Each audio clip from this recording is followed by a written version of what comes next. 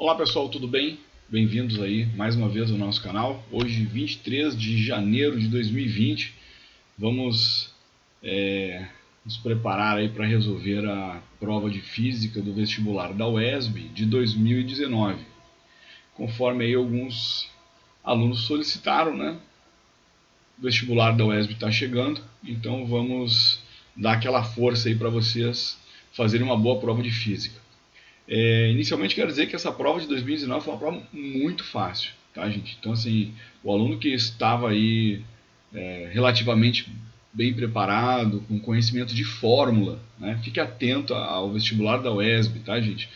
Principalmente aquele aluno que sabe bem as fórmulas.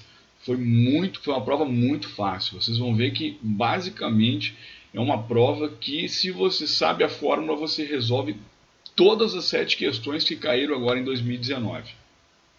Então, vamos torcer, né, para que a prova de 2020, né, também seja uma prova bastante acessível, né, tratando aí as questões de física, né, a partir do momento que o aluno sabe a fórmula que vai ser aplicada relativa ao fenômeno que está acontecendo, e correr para o abraço aí para você que vai fazer o vestibular posteriormente com uma boa aprovação, né, no vestibular da UESB.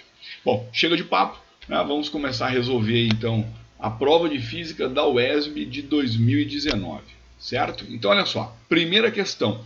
Essa inclusive é uma questão que eu comentei lá no Instagram, né? Eu coloquei lá uma informação, né, para os estudantes, que serve tanto para estudantes do ensino médio quanto do ensino superior ficar atento às grandezas físicas e às suas respectivas unidades de medida. E digo mais, sempre que você tiver uma grandeza derivada, faça o estudo da análise dimensional, né? Transforme essa grandeza derivada em grandezas fundamentais. Então olha só, ele está dizendo ali que está falando do impulso, né? Então ele inicia ali falando da grandeza física e tal, mas depois ele vem lá, considerando o vetor impulso de uma força aplicada a um corpo que se move sobre uma superfície plana horizontal, e então as unidades que representam essa grandeza física são dadas por, né? Então repara, o impulso ele é o produto da força pelo tempo, né? Então, ou seja, você aplica uma força durante um intervalo de tempo, você está impulsionando. Lembra que a força é dada em Newton, no Sistema Internacional de Unidades, e o tempo é dado em segundos. Então, como o impulso é força vezes tempo, né, então vai ser Newton vezes segundos. Só que ele não deu, se você olhar as alternativas lá, ele não deu Newton vezes segundos. Então vamos fazer o seguinte, vamos abrir ali a grandeza, força, né? Então força é o que? Massa vezes aceleração. Então o Newton é quilograma vezes metro por segundo ao quadrado. Quilograma da massa, metro por segundo ao quadrado da aceleração. Então o impulso vai ficar como? Vai ficar quilograma vezes metro por segundo ao quadrado vezes segundos, lá do tempo. Bom, você vai cortar os segundos com 1 dos segundos ao quadrado, vai ficar quilograma vezes metro por segundo. E aí você tem a alternativa 0,4 ali, né? E aí, se você lembrar, né, o impulso ele corresponde à variação do momento linear. Né? E o momento linear, dado por massa vezes velocidade, então se é a variação do momento linear, que é massa vezes velocidade, então você também pode, né, tratar o impulso como sendo massa, quilogramas, vezes velocidade, metro por segundo, então quilograma vezes metro por segundo. Tá? Então é uma questão muito fácil, fique atento que o vestibular da UESB gosta muito, né, desse tipo de questão aí, envolvendo grandezas físicas, unidades de medida e análise dimensional, tá, gente? Então, fica atento a isso. Vamos lá, questão 2. A questão 2 é o lançamento oblíquo. Então, colocou lá, né, sobre o movimento bidimensional, ou seja, você tem um movimento no eixo vertical e um movimento no eixo horizontal. E ele considerou ali, né, um corpo que foi lançado para cima, segundo um ângulo de 37 graus, então o teto ali é 37 graus, com a horizontal, atingindo a máxima altura h com a velocidade escalar de 24 metros por segundo. Então olha só, quando ele atinge aqui, eu vou botar aqui com o mouse, ó, quando ele chega aqui na máxima altura, ele não tem mais a componente vertical da velocidade, ele só tem a componente horizontal. Então, esses 24 metros por segundo aqui corresponde à componente horizontal da velocidade, que eu chamei de Vx aqui, ó. Tá? Então, Vx é a componente horizontal da velocidade, que vale 24 metros por segundo. Bom, se você trouxer esse vetor horizontal para cá, né, você vai ver que ele corresponde a um cateto adjacente. Então, ele é um cateto adjacente, você vai usar a função cosseno. Então, o Vx é o V0 vezes o cosseno de 37 graus. Bom, ele te deu o Vx. O V0, que é a velocidade de lançamento, nós não temos, então nós vamos descobrir essa velocidade de lançamento, e o cosseno de 37, ele foi bonzinho ali, né, e colocou 0,8 para nós. Então você vai dividir o 24 por 0,8 e você vai ter 30 metros por segundo. Então o corpo que foi lançado obliquamente, com 37 graus em relação ao eixo X, a uma velocidade de 30 metros por segundo, quando chegou na altura máxima, ele não tinha mais a componente vertical da velocidade, ele só tinha a componente horizontal, valendo 24 metros por segundo. Tá? Bom, então o que nós vamos fazer? Nós vamos descobrir, então, qual foi a velocidade que ele foi lançado para cima. Para cima, verticalmente para cima. Nós temos a componente horizontal valendo 24, nós temos a componente oblíqua valendo 30 metros por segundo, agora eu quero saber quanto vale a componente vertical. Então a velocidade V0y, componente vertical inicial, é a componente oblíqua de lançamento vezes o seno de 37. Bom, então a gente já sabe que a velocidade de lançamento foi 30, o seno de 37 também informa ali, né? Então vale 0,6, então a velocidade com que ele é lançado verticalmente para cima é de 18 metros por segundo. Pronto, olha só, você tem a gravidade e tem a velocidade inicial. Quando ele chega na altura máxima, a velocidade final é zero. Então você tem velocidade e aceleração. Se não foi citado o tempo, lembra? O que você utiliza? Torricelli. Então, lembra que a equação de Torricelli, né? V ao quadrado igual a V0 ao quadrado menos 2G delta H, porque você está indo para cima, então vem o menos lá. Então, o que a gente faz? A gente já sabe que o V é zero, porque na altura máxima a velocidade final é zero. O V0y nós temos, a gravidade nós temos, aí ficou fácil. Então, o que você tem lá? Ó, a altura máxima é a componente vertical da velocidade ao quadrado sobre 2G. Então, 18 ao quadrado sobre 2 vezes 10 vai dar 16,2 metros. Então, a altura máxima que ele chega é uma altura de 16,2 metros, ou seja, alternativa 0,2. Tá? Então, a questão, basicamente, uma questão envolvendo vetores e envolvendo lançamento vertical para cima. Como não foi citado o tempo, a gente saiu logo por Torricelli para resolver o problema mais rapidamente, utilizando apenas uma única forma. Tá bom? Questão 3, uma questão agora de termodinâmica, né? Falando lá de uma máquina térmica. Bom, vamos lembrar aqui, essa figurinha aí eu tirei lá do livro do Ramalho, Nicolau e Toledo, um excelente livro para os alunos que estão aí fazendo o ensino médio, né, da editora Moderna, então um livro muito bom. Não estou fazendo propaganda porque eu estudei com esse livro, tá? Eu na época era estudante, muitos anos atrás, então eu estudei com esse livro, né, e sempre recomendo esse livro aí para o pessoal resolver os problemas de física, né, e se dar bem no vestibular. Então, claro, tem outros livros também, mas como eu estudei com esse livro, né, tenho uma certa apreciação por ele desde a minha juventude, então fica aí a dica, tá? Bom, então o que a gente sabe, né? Numa máquina térmica você tem uma fonte quente, vamos com o mouse aqui, ó, você tem uma fonte quente fornecendo calor, essa máquina utiliza parte dessa energia para realizar o trabalho e uma parte é rejeitada. Então ele fala que 0,78 kJ é rejeitado. Então, o que está saindo aqui corresponde a 0,78 kJ. Bom, eu vou multiplicar logo por 1000 para transformar isso em joule, tá, gente? Então, são 780 joules que estão sendo rejeitados.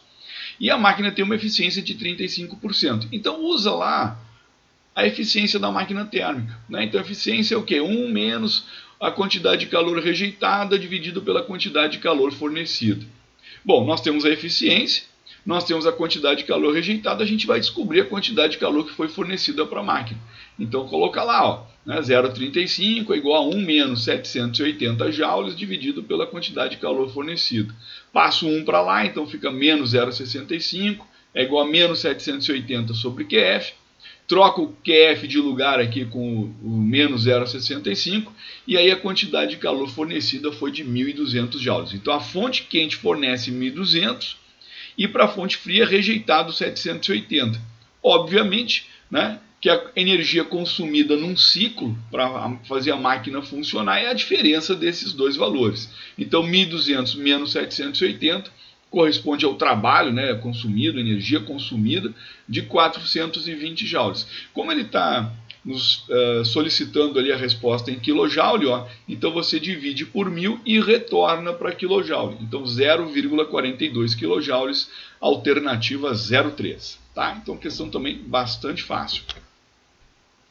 Uma questão de ótica agora, tá? Então envolvendo lentes. Então vamos lá. Né? Então lembrando aí que ele está tratando de uma lente convergente. Então peguei aqui também uma imagem, né, do livro, tá? Citado anteriormente, não vou ficar toda hora falando. Então peguei uma imagem do livro aqui. Né? Então ele fala que o objeto tem 2,6 centímetros de altura. Então a altura do objeto, estou colocando aqui do lado, 2,6 centímetros de altura, né? Colocado a uma posição de 48 centímetros da lente. Então repara que se a distância focal é 16, ó, ele fala que a distância focal é 16 e ele é colocado a 48, ele está bem afastado, ele está bem depois do centro de curvatura. Tá? Bom, se você já sabe desenhar, então automaticamente você já sabe que a imagem vai ser menor do que o tamanho do objeto. Bom, isso não nos ajuda muito porque todas as respostas aqui são menores do que 2,6. Então vamos continuar fazendo a conta. Mas o que eu sei? Eu sei que o aumento linear transversal é dado pela razão do I, pelo O, ou seja, o tamanho da imagem pelo tamanho do objeto, e também é dado pela razão da distância focal pela distância focal menos a distância do objeto à lente. Então, ou seja, dá para utilizar essas duas fórmulas aqui. Bom, como esse A aqui é igual a esse, então eu posso igualar. I sobre O é igual a F sobre F menos P. Pronto, matou, porque eu tenho o O, tenho o F e tenho o P. Só fica faltando o I. Tá? Então ficou facinho aí de resolver o problema. Tá? Então ficou I sobre 2,6, que é o tamanho do objeto. 16 sobre 16 menos 48, que é a distância focal menos a distância do objeto até a lente. Então ficou I sobre 2,6 é igual a 16 sobre menos 32. Tá? Então 16 sobre menos 32 é menos meio, passou o 2,6 para lá multiplicando, vai dar menos 1,3 centímetros. Pessoal, por que deu esse menos aqui? O menos é para mostrar que a imagem é invertida. Lembra, se na prova ele disser para você que a imagem é invertida, você precisa colocar o menos, hein? Tá? Isso não vem escrito na prova. Mesma coisa, por exemplo, se fosse uma lente divergente. Se fosse uma lente divergente, a distância focal lá vem como 16 centímetros, mas você tem que colocar o menos. Lembra, toda lente divergente tem distância focal negativa. Então fica atento em relação a isso. Sinais quem tem que colocar no problema, na hora de resolver o problema, é você. Fica atento quanto a isso, tá? Bom, então é uma imagem invertida. Né? Se é uma imagem invertida, então ela é uma imagem real.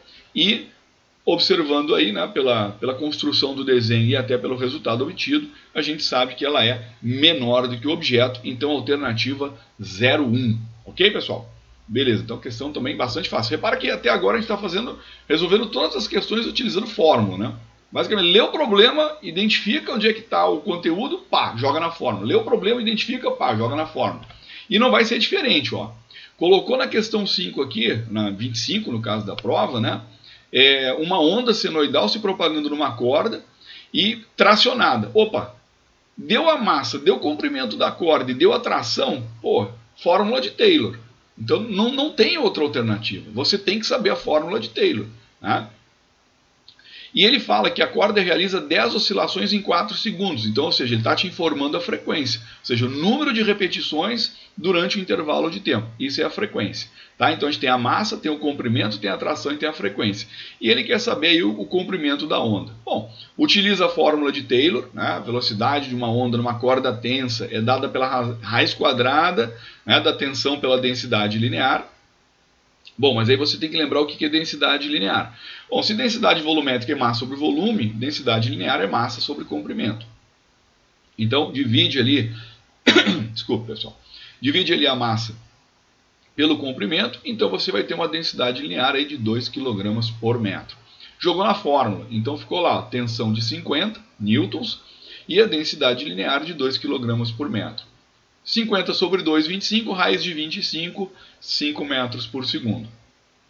Bom, agora usa a equação fundamental do ondulatório, né? V igual a lambda vezes F. Então o lambda vai ser a velocidade dividido pela frequência. Então a velocidade, né, você já calculou ali, deu 5. A frequência que você calculou logo aqui no início, ó, né, com aqueles dados que ele forneceu, deu 2,5, então você tem um comprimento de onda de 2 metros, alternativa 0,5. Tá? Então, repara, de novo, outra questão bastante fácil, né? Bastava saber a fórmula, aí a fórmula de Taylor para poder resolvê-la. Outra questão. Bom, agora nós vamos resolver com bastante calma aqui. Uma questão aí de um circuito elétrico, né? Vamos ver como é que vai se comportar esse circuito elétrico, né? Conforme ele está fornecendo as informações para nós. Bom, então ele dá aí a DDP, né? Está informada a DDP entre os pontos A e B, 12 volts, né? E informa o valor de todas as resistências dos resistores. E ele quer saber a potência dissipada nessa associação toda. Bom, pessoal, vamos lá então, com toda a calma do mundo, olha só.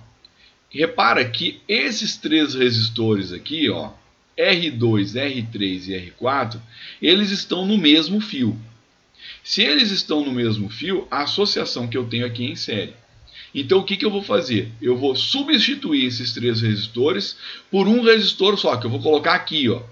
Então eu vou colocar um resistor só aqui, equivalente a esses três. Como é que a gente faz isso? Quando é uma associação em série é só somar. Então R2 vale 20, R3 vale 40, 20 mais 40, 60, e R4 vale 20, 80. Então 20 mais 40 mais 20, então vai dar 80 ohms. Então eu tiro esses três resistores e coloco apenas um resistor aqui de 80 ohms. Beleza. Agora repara que esse resistor que eu coloquei aqui, ele está em paralelo com o R6. Então, ou seja, agora eu vou utilizar, né, a equação em paralelo aí de resistores. Como é que faz? É o produto dividido pela soma. Então, sobrou quanto lá? 80, né? Então, 80. O R6, ele vale 20 ohms. Então, você vai ter o quê? 80 vezes 20 sobre 80 mais 20, ó. 80 vezes 20 sobre 80 mais 20. Então, 1.600 dividido por 100, 16 ohms. Então, ou seja, o que eu tenho agora? Né? Eu tirei tudo isso daqui e coloquei aqui apenas um resistor de 16 ohms. Só um resistor de 16. Então, ou seja, eu não preciso mais desses resistores. Bastava colocar um resistor de 16 ohms aqui, que é equivalente a todos estes outros. Beleza, então vamos lá. Esse de 16 agora que eu vou colocar aqui, ele vai estar como? Ele vai estar em série com o R1 e com o R5. Tá? Então, no lugar de todos esses, eu coloquei um resistor aqui nesse local, que vai estar em série com R1 e com R5. Bom, então vamos lá. O R1 vale 30 e o R5 vale 14. E nós tínhamos 16. Então, como está em série, é só somar. 16 mais 30 mais 14. Que vai me dar 60 ohms. Pronto. Então, tiro agora todos os resistores e tenho apenas um resistor de 60 ohms que vai estar como agora? Em paralelo com o R7. Faz essa associação agora do R3 com o R7. Se eles estão em paralelo, produto dividido pela soma. Então 60, né, que nós tínhamos encontrado, o R7 vale 120, então 60 vezes 120 sobre 60 mais 120. Isso vai me dar 40 ohms. Ou seja, eu tiro todos esses resistores daqui e coloco apenas um resistor de 40 ohms. Ou seja, a resistência equivalente final, né, de todos os resistores, dos 7 resistores, é 40 ohms. Como ele quer a potência dissipada por efeito já na associação toda, eu posso utilizar, eu já tenho a DDP, eu tenho a resistência equivalente final, V ao quadrado sobre R. Então V ao quadrado, 12 ao quadrado, dividido por 40, 3,6 watts. Então resposta aí, alternativa 0,4. Repara que ficou bastante fácil, né? Vai fazendo por etapa. Tem gente que pensa em fazer outras formas, mas eu gosto de ir montando o circuito passo a passo. Né? Vem eliminando os resistores, porque se de repente a gente dá um circuito mais complexo, você sabe o que tem que ser feito. Então a gente começou eliminando, né? Série, paralelo, finalizou, achou a resposta, correu para o abraço, né? Tá feliz da vida, já está na universidade, e aí é só curtição. Tá? Então, questão bastante fácil também, sem maiores dores de cabeça aí nessa questão. Tá? Última questão da prova, questão 27, falando de campo magnético. De novo, uma questão que o cara tinha que saber a fórmula, e agora um detalhe. Repara, ele coloca o comprimento do fio em centímetro, coloca a corrente em miliampere e coloca o campo magnético em quilogauss. Repare que provavelmente você deve ter aprendido na época da escola, no terceiro ano, lá quando estudou eletromagnetismo, que o campo magnético é sempre dado em Tesla, tá? Mas você também pode utilizar a unidade Gauss, tá, gente? Então vamos lá, vamos começar a fazer as transformações. Então 80 centímetros não pode usar centímetro, porque ele quer a resposta em milinewtons, ó. Tá? Então o sistema internacional vai ter que passar 80 centímetros, 0,8 metros. Miliampere, 10 a menos 3 amperes. 5 quilogauss. O quilo significa 10 ao cubo. E o Gauss é 10 a menos 4 Tesla. Então você tem 5 vezes 10 ao cubo vezes 10 a menos 4 Tesla. Ou seja, meio Tesla. Então a força magnética, utilizando a forma do Bill, seno de 90, porque ele fala aqui no enunciado que o fio é perpendicular às linhas do campo, então seja, forma um ângulo de 90 graus. E aí você tem o campo de 0,5, a corrente de 5 vezes 10 a menos 3 e o comprimento do fio de 0,8 metros. Ou seja, a resposta que você vai obter aí é uma resposta de 2 vezes 10 a menos 3 newtons. Então, 5 vezes 0,8 dá 4, vezes meio dá 2, então 2 vezes 10 a menos 3 newtons. 10 a menos 3, prefixo mili, então a força magnética de 2 milinewtons, ou seja, a alternativa 0,2. Tá? Então essas foram as 7 questões que caíram na prova da UESB de 2019. Eu espero que você tenha entendido a minha explicação, a minha resolução dessas 7 questões. Espero que você consiga trabalhar mais exercícios. Repare que a prova da UESB tem essa característica de fórmula, de conhecimento bastante matematizado, bastante conceitual mesmo. O cara tem que saber a fórmula e o porquê dela. E basicamente é isso. Então todas essas questões foram retiradas do caderno de provas do processo seletivo de 2019 da UESB.